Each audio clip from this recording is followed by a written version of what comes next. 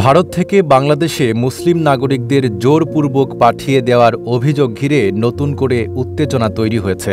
অভিযোগ উঠেছে বিভিন্ন রাজ্য, বিশেষ করে আসাম থেকে কেবল মুসলিমদেরকেই টার্গেট করে আটক এবং পুশ ইন করছে ভারত। গ্রেপ্তারকৃতদের দাবি তারা বহু প্রজন্ম ধরে ভারতেরই বাসিন্দা। আইনি প্রক্রিয়া সম্পূর্ণ না করেই তাদের অনেককে বাংলাদেশ সীমান্ত দিয়ে জোর করে পাঠিয়ে দেওয়া হচ্ছে।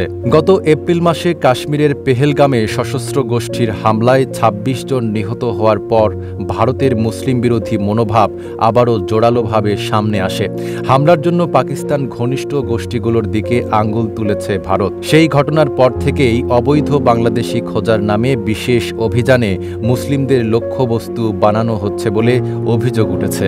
সানবিট সব দিবে সামাল। সানবিট ম্যাজিক প্রেস ডিশওয়াশিং এর মাথা ঘোরানো সলিউশন।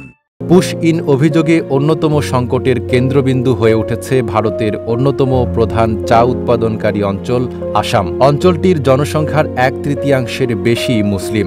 শত বছরের বেশি সময় ধরে এখানে বহু বাঙালি মুসলিম পরিবার বসবাস করে আসছে। আসামে বহু দশক ধরে জাতিগত ও ধর্মীয় উত্তেজনা চলে আসছে।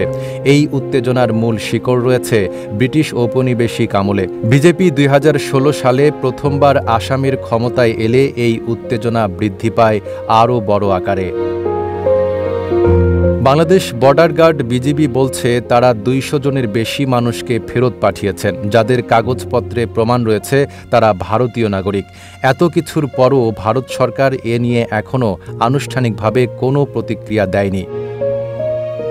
নাগরিকত্ব হারানোর এই ভয়ে বহু মানুষ পরিবার, জমি ও ভবিষ্যৎ হারানোর শঙ্কায় দিন কাটাচ্ছে। তাদের অনেকেই জানেন না কিভাবে নিজেদের অধিকার রক্ষা করবেন বা কোথায় যাবেন। এমনকি যারা প্রমাণ দেখাতে সক্ষম হয়েছেন তারাও বারবার হয়রানির শিকার হচ্ছেন।